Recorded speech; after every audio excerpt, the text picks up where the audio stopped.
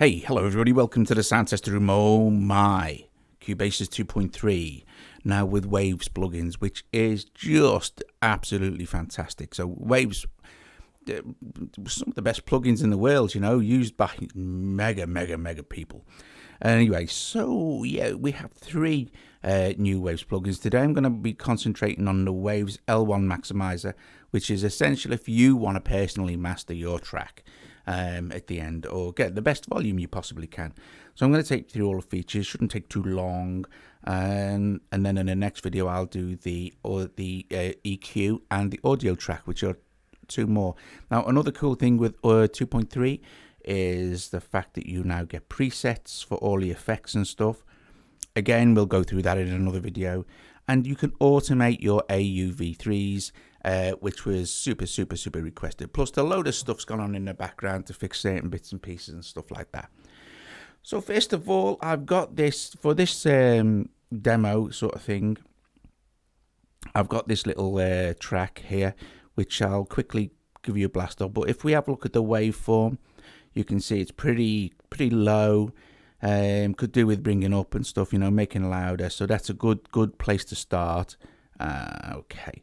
So if we play it, it's just like, it's dead straightforward.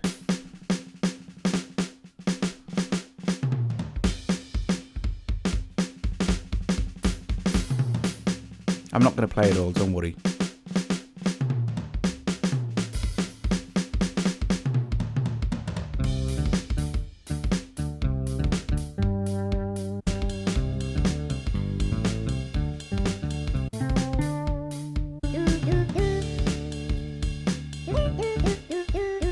So basically it's just bass and drums and a couple of keyboards here and there, which is nice because it lets you hear the effect better. Now you would definitely want to apply the Waves Maximizer, me personally, on the finished track, but you can obviously of course apply this to individual tracks and you have different settings. So it's basically for making your track louder, but it's really nice for mastering your track at the end after you've done it. Now it's a very transparent effect. That means that really you can't hear the difference. So if we play,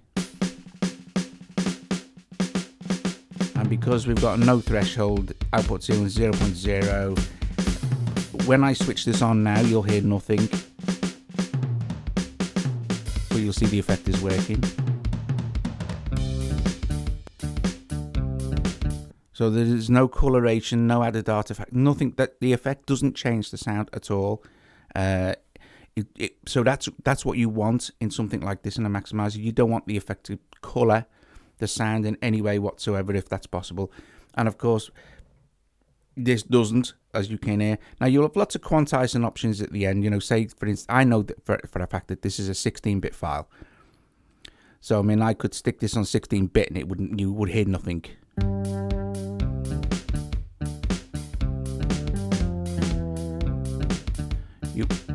You would do if I started to drop the bit rate again.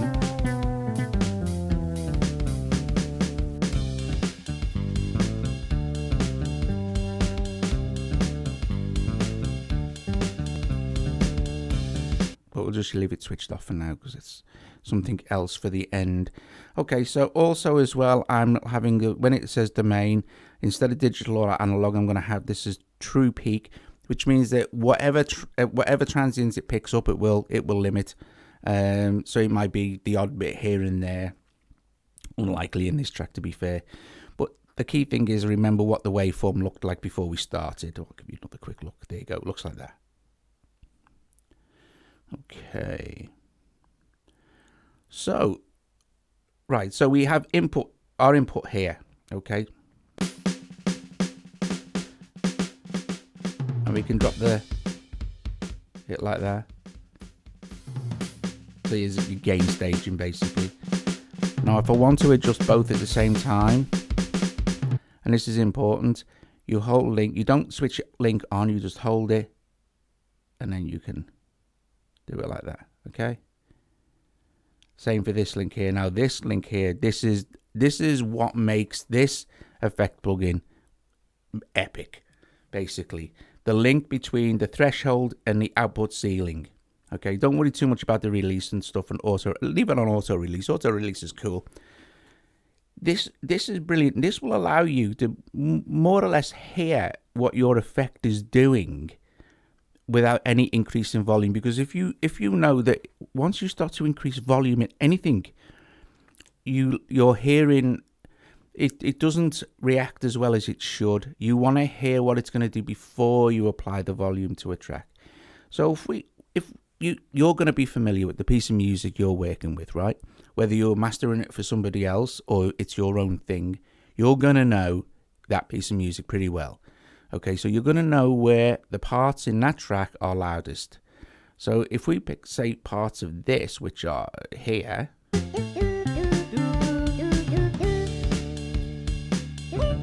that's probably the loudest part of this track.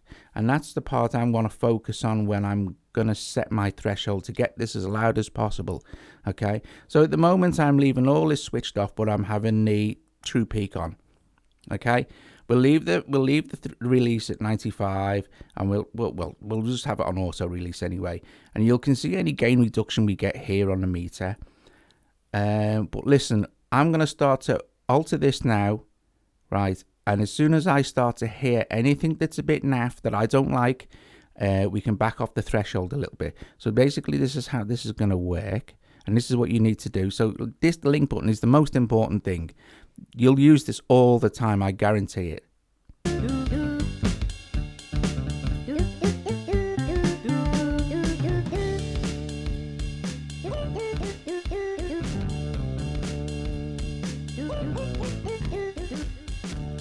Extreme. So as soon as you start to hear artifacts that you do not like, okay, there is the point where you want to back off your threshold a little bit. So let's try that again, okay? But this time I'll turn down the actual microphone volume so we can hear it properly.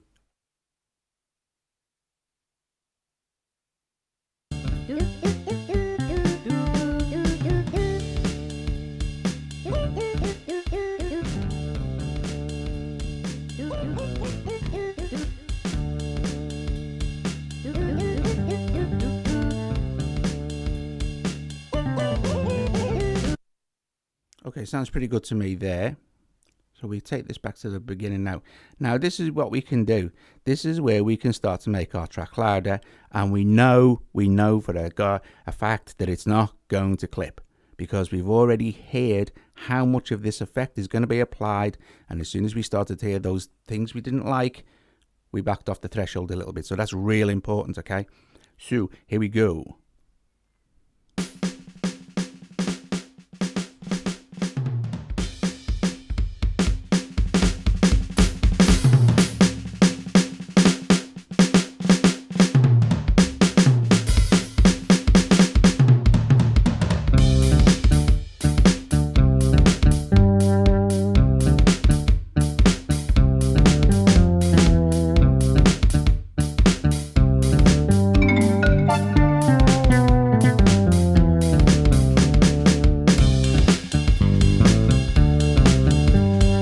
Now, I don't like the release really though, because I'm starting to get a pumping effect, and I don't want that, so I'd maybe want to drop my output ceiling down a little bit if I wanted to keep that effect. But I'm going to set the release a little bit higher, maybe right there.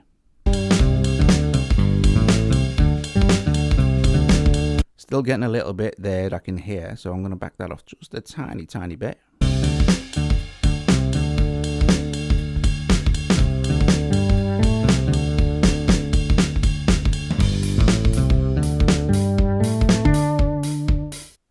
Okay, so I'm really happy with that actually. I think that sounds quite good. So what we can do now is we can start to make comparisons if we want to. So we have two different setups here. We have setup B and we have setup A. Now setup A is the thing that I've just made adjustments to. Okay, so if we was to choose, if I was to go to setup B now and choose a preset, or I make adjustments, let's put that down there like this. Let's stick this up here and go back to setup A. Now there's our original one, the one I'm happy with. And there's setup B. No idea how this is going to sound, so let's turn the microphone down just in case. Okay, really quiet. And we go back to A. Now, in the real world, you're not going to want to do that. So you see this little button here, A and B. What that is saying is A, arrow to B. So we're going to copy setup A, which is the one we're really happy with. We're just going to tap that little switch there, and setup B now will be exactly the same. And now we can make smaller, more accurate changes. Maybe let's start to say, okay, well, let's switch to dither. This is if you want to dither. If your file was 24 and you want to be dithering down, so. And let's set our shape into this, and etc. etc. Well, let's make a slight adjustment here. I mean, these not really going to make much difference. Okay, let's just push that up a little bit more, maybe, and a tiny bit louder. And then we can compare between the two. So if we go back to setup A, there's our original setting, and there's setup B. So we may hear subtle differences between the two settings now.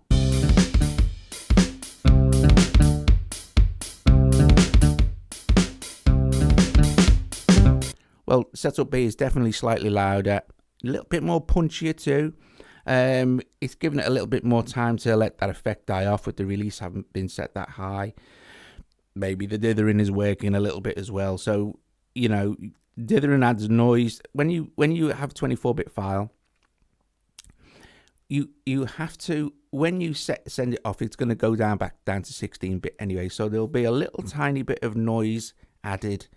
There'll be a little bit of bit reduction added, which is kind of counteracted by dithering, which is actually adding noise in.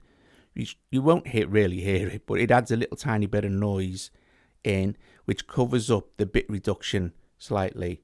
I've got a thing here I set up as well just to show you what I mean about dithering, because it's quite important to know what all it does is it literally just adds some noise. So for instance, if I go to my media here, I think I set it up. I can't remember where it was.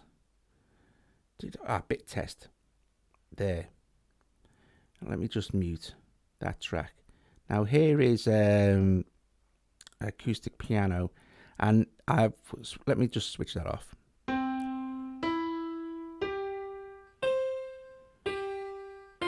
I've put some bit reduction on, okay, so you can hear the artifact change where it's reducing the bit size of the actual thing. So there's your nice clean piano sound, which is 16-bit. And this has gone down to 13 bits. I mean, you can still hear it there at 14 bits. What dithering does is, in a less extreme way than this, okay? But it adds noise. Now what I'll do is I will slowly fade in the noise. This is just a noise track. Okay, so if we can just listen to it if you like. It's just noise. That's all it is. Noise from Cauldron synth that I did. When I start to fade that noise in, the piano will start to sound more like it was before we added the bit reduction, because the noise is kind of covering up the chain, the fact that it's in the real world been dithered from 24 to 16, so there'll be a tiny little bit of bit reduction, but the noise puts it covers it up so that you get a more natural sounding track. Okay, so that's basically what it is. But you'll hear it now. The adding a little bit of noise, and it makes your hearing think that the actual bit reduction has disappeared. So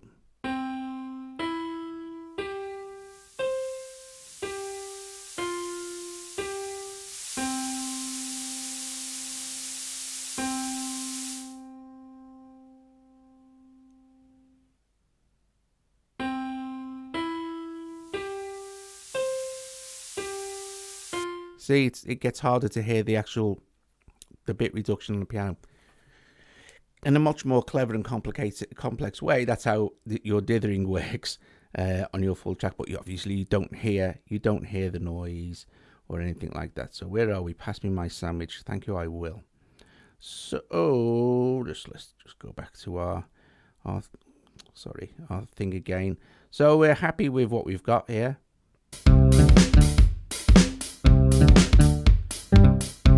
Okay, so that sounds super cool beans. So what we can do now is you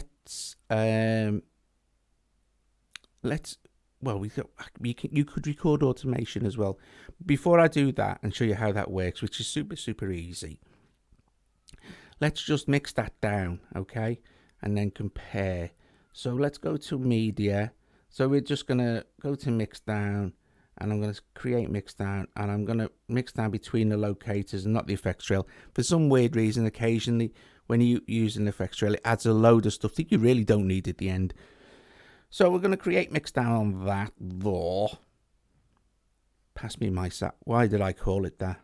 I must have been in one of my naming phases. Pass me my sandwich.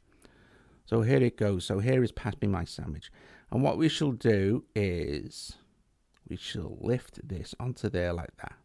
So now we can compare the two, and straight away you can see that this is looking like your mastered track really ought to look.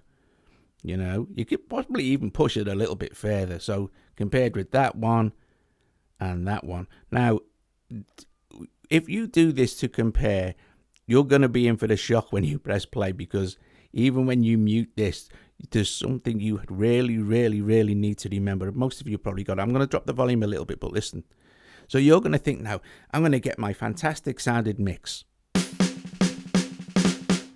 Wait. That's the old one we're hearing, isn't it? So we're going to solo this one.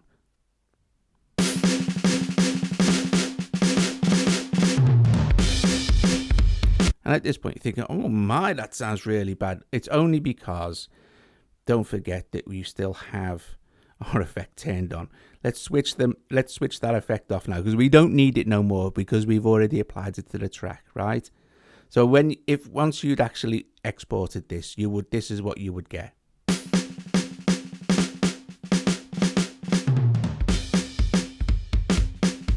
Your much better mix.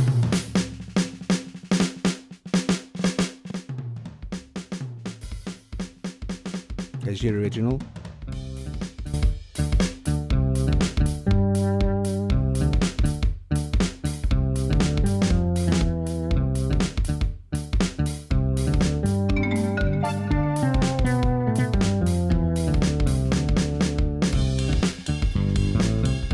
Now, it peaked there when I reset it, because I ran both of them at the same time, but you won't get any peaks now because you've set it. If you remember how I actually had this set, let's switch it on again. I had it set at -1.2 just to make sure that it doesn't go out over the top of your 0.0 dB. So that, and don't forget also as well, I used the true peak as well to make sure that nothing was gonna kind of kick in over the threshold that I'd set. There you go, guys. Waves L1 Maximizer. You can try it with other stuff as well. Oh yeah, quickly before I go, the effect, right? To automate anything in CUBASIS, including your AUV3s now, here's what you do. Let's go back to the beginning. This read and write here, and you also will find these on the mixer channel. Okay, so let's go back to the effect. Where are we? But oh my, there you go. The read and write here, you don't need to worry about having record switched on. It's not necessary for recording automation. This will be your automation lane, which I'll show you in a sec. Excuse me. Now let's just make sure, if we want to automate anything, that read and write is on, and play the track, and you can start your automation. You can also draw it in on the automation lanes as well.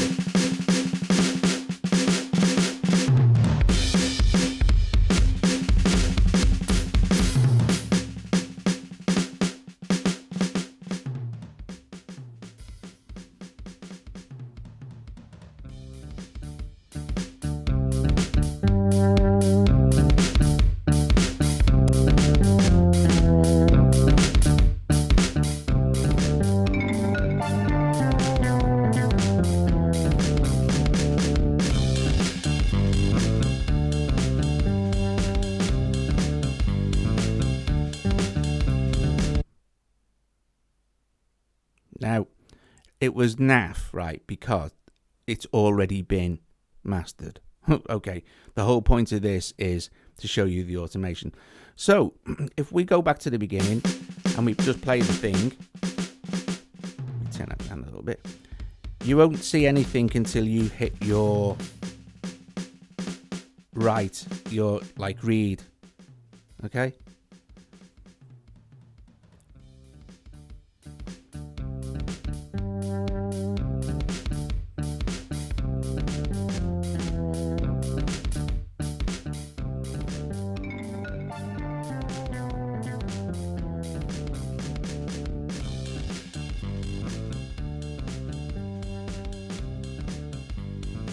So you're not automating the quantize that I was changing around. You're just automating the actual controls here.